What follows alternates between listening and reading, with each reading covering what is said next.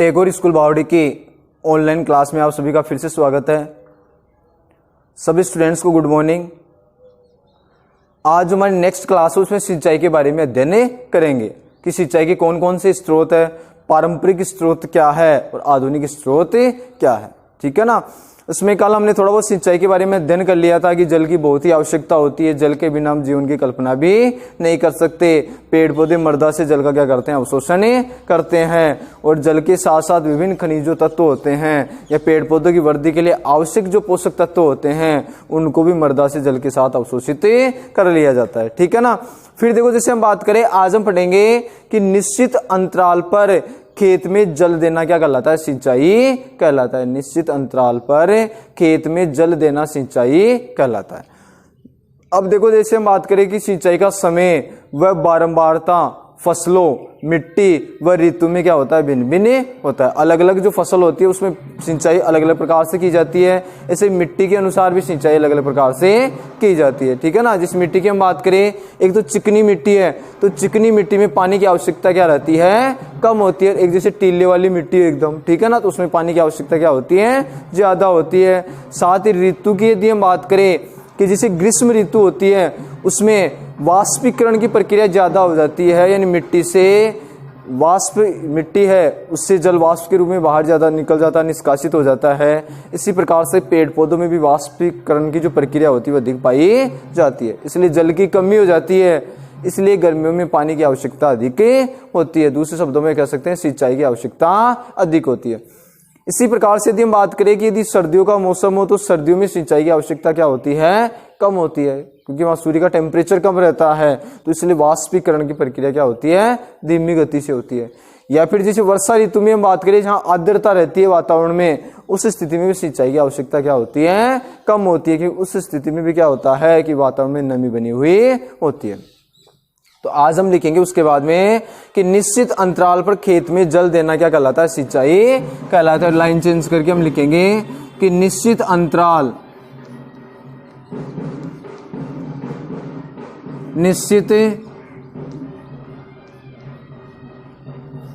अंतराल पर खेत में जल देना सिंचाई कहलाता है। खेत में जल देना सिंचाई कहलाता है। ठीक है।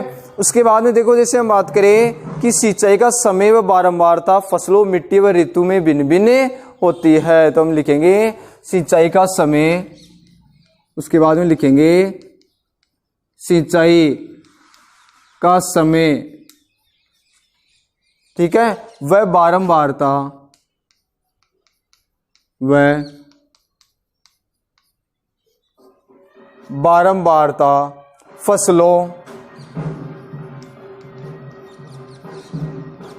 फसलों, मिट्टी व ऋतु में, मिट्टी व ऋतु में भिन्न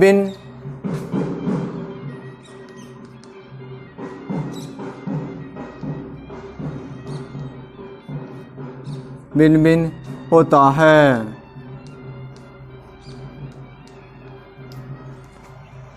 ठीक है, ये हो गया। इसके बाद हम बात करें, गर्मी में पानी देने की आवश्यकता अधिक होती है। क्यों होती है, क्योंकि गर्मियों में मिट्टी व पत्तियों से जल वाष्पन की दर क्या होती है, अधिक होती है। तो लाइन चेंज करके हम लिखेंगे कि गर्मियों में पानी देने की आवश्यकता अधिक होती है, तो हम लिखेंगे गर्मी में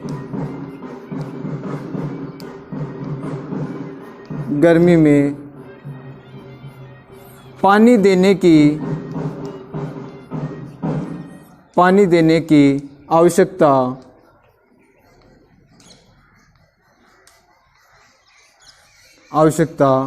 अधिक होती है।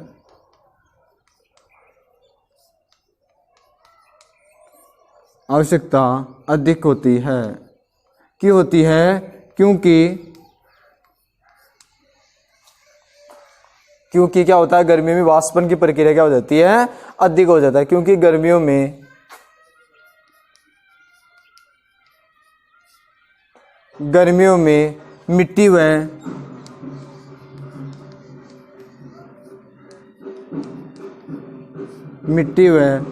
पत्तियों से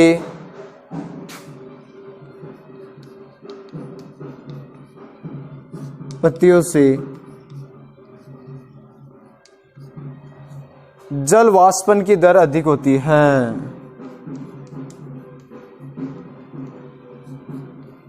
जल वाष्पन की दर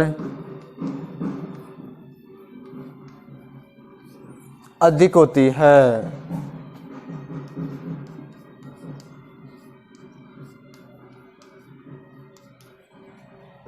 ठीक है, इसलिए क्या होता है, उसमें वाष्पन की दर अधिक होती है, तो इसलिए उनमें सिंचाई की आवश्यकता भी क्या हो जाती है, अधिक हो जाती है, बार बार पानी देने की आवश्यकता हो जाती है। ठीक है ना। अब देखो अगला जो टॉपिक पढ़ेंगे वो नया टॉपिक पढ़ेंगे, सिंचाई के स्रोत। सिंचाई के स्रोत, ये हमारा नया टॉपिक रहेगा। इसमें देखो जैसे हम बात करें सिंचाई के स्रोत है, जैसे कुएं है, जलकूप है, तालाब, झील, नदियां, ठीक है ना, बांध, नहर आदि क्या है, जल के मुख्य स्रोत है। तो अलग अलग क्षेत्रों में अलग अलग इन चीजों से क्या की जाती है, सिंचाई की जाती है। बांध हो सकता है, नहर हो सकता है, झील हो सकते हैं, तालाब हो सकते हैं, जलकूप जल के कुएं हो सकते हैं। ठीक है ना, ये सब क्या होते हैं, सिंचाई के मुख्य स्रोत है। तो जल सिंचाई के स्रोत की हम बात करेंगे, कुएं, क्या लिखेंगे हम, कुएं, फिर लिखेंगे जलकूप,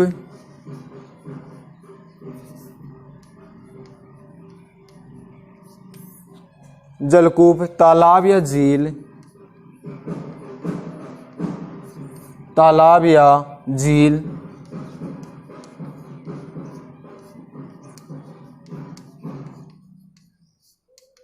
नदियां, बांध, व नहर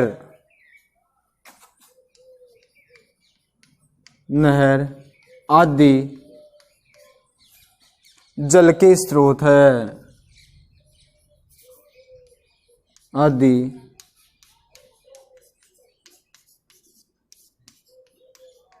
जल के स्रोत, जल कौन कौन से स्रोत हो गए, कुएं, जलकूप, तालाब या झील, नदियां, बांध व नहर आदि जल के क्या है, मुख्य स्रोत है। अब हम पढ़ेंगे सिंचाई के पारंपरिक तरीके, यानी किन किन तरीकों से सिंचाई की जाती है। ठीक है, यहां तक उतार लिया हुआ सभी ने, नहीं उतारा तो उतार लो, इसको उतार लिया। अब देखो इसके बाद में हम नया टॉपिक लिखेंगे, सिंचाई के पारंपरिक तरीके। अब इसके बाद में हमारा नया टॉपिक होगा सिंचाई के पारंपरिक तरीके। तो ये टॉपिक लिख लो, सिंचाई के पारंपरिक तरीके।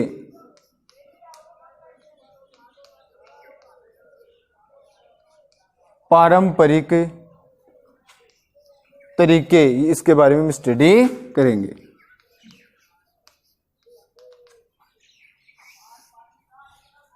ठीक है, इसमें देखो जैसे हम बात करें, कुओं है, झील है, नहर है, में उपलब्ध जल को क्या कर दिया जाता है, निकाल कर खेतों में डाला जाता है। खेतों में उसको क्या किया जाता है, सिंचाई के रूप में काम में लिया जाता है। जैसे नहर है, बांध है, ठीक है ना, झील है, कुएं है, इनको अब इनको पहुंचने के तरीके क्या होते हैं, भिन्न भिन्न होते हैं। ठीक है ना, जैसे हम बात करें मवेशी व मजदूर, इन विधियों में इस्तेमाल किए जाते हैं।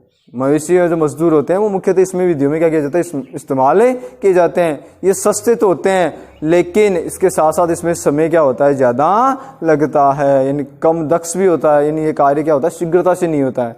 ठीक है, तो इसमें जैसे हम बात करें कि जो पारंपरिक तरीकों में जैसे हम बात करें कि जैसे कुआं है, झील है, नहरें हैं, इनमें उपलब्ध जो जल है उनको निकाल कर कहाँ पहुंचाया जाता है, खेतों में पहुंचाया जाता है। ठीक है, और इनमें खेतों में पहुंचाने के लिए मवेशी है या फिर इसके साथ साथ हम बात करें कि जो मनुष्य होता है उनका उपयोग किया जाता है। लेकिन इसमें श्रम ज्यादा लगती है, साथ ही इसमें क्या होता है, समय भी अधिक लगता है, इसलिए ज्यादा दक्ष नहीं है। जैसे हम बात करें प्राचीन समय में जैसे किससे काम में लेते थे, मोट यानी गिरनी का उपयोग करते थे एक तो।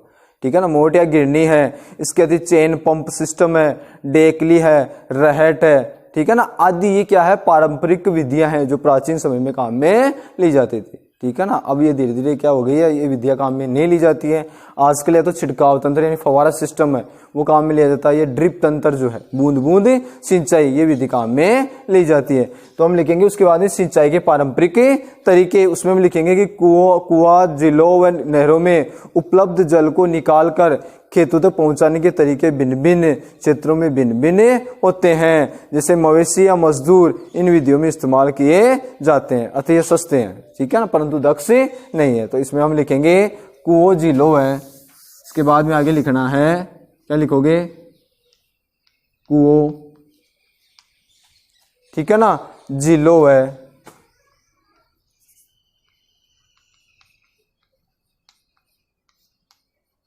जिलों व नहरों में,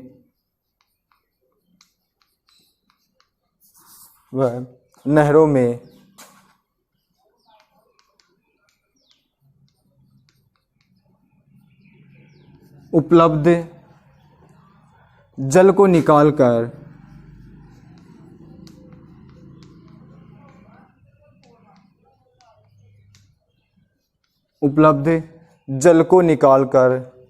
खेतों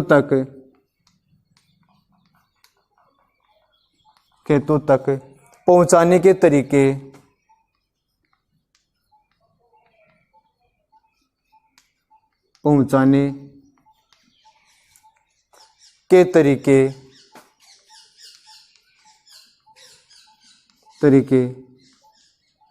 भिन्न भिन्न क्षेत्रों में भिन्न भिन्न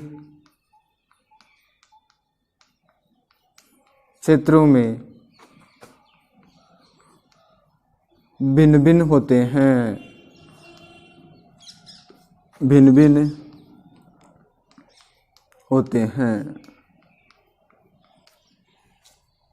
ठीक है ना। भिन्न भिन्न क्षेत्रों में क्या होते हैं, भिन्न भिन्न तरीके काम में लिए जाते हैं इनसे पानी निकाल कर खेतों में डालने के लिए, ठीक है ना। अब देखो जैसे मवेशी या मजदूर इन विधियों में इस्तेमाल किए जाते हैं, यानी मवेशी है या फिर मजदूर काम में ले जाते हैं इस विधि के लिए। मवेशी या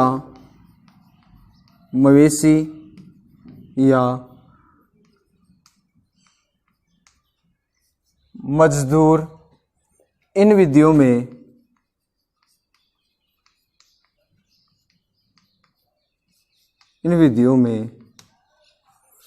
इस्तेमाल किए जाते हैं, इस्तेमाल किए जाते हैं।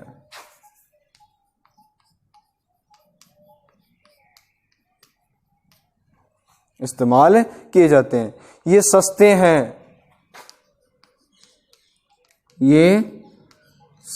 हैं, परंतु दक्षता इनकी क्या है, कम है, परंतु कम दक्ष है,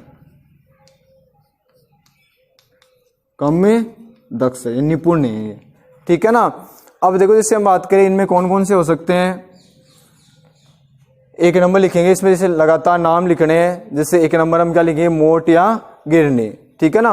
उसके बाद में 2 नंबर लिखेंगे हम चेन पंप, फिर 3 नंबर हम लिखेंगे कौन सी, डेकली, फिर 4 नंबर क्या लिखेंगे, रहट या उत्तोलक तंत्र। ये सब क्या होते हैं, प्राचीन विद्या यानी पारंपरिक जो विद्या है वो काम में, ठीक है ना। तो हम लिखेंगे 1 नंबर, इसमें क्या लिख लेंगे, मोट या गिरनी,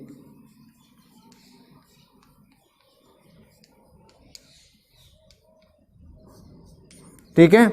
2 नंबर की हम बात करेंगे, 2 नंबर हम क्या लिखेंगे इसमें, चेन पंप, ये क्या हो गया 2 नंबर। 3 नंबर हम उसके बाद में क्या लिख लेंगे, डेकली,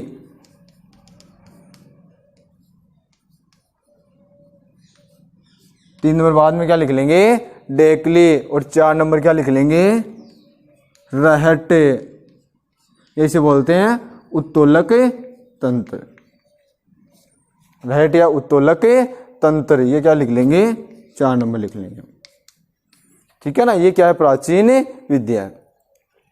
कौन कौन सी होगी, मोट, गिरनी, चेन पंप, डेकली और रहट। ये क्या है, पारंपरिक तरीके हैं जो प्राचीन समय में काम में लिए जा रहे हैं। ठीक है, आगे हम इसके बाद में पढ़ेंगे नेक्स्ट क्लास में, तो इसको थोड़ा सा याद रखना है पारंपरिक तरीके कौन कौन से हैं, तो एक दो इनमें से नाम याद रख लेना। और पीछे यदि हम बात करें तो सिंचाई की परिभाषा, और साथ हम बात करें कि गर्मी में पानी देने की आवश्यकता क्यों होती है, ऐसे क्वेश्चन क्या कर लोगे, इसी प्रकार से देख लोगे। ठीक है।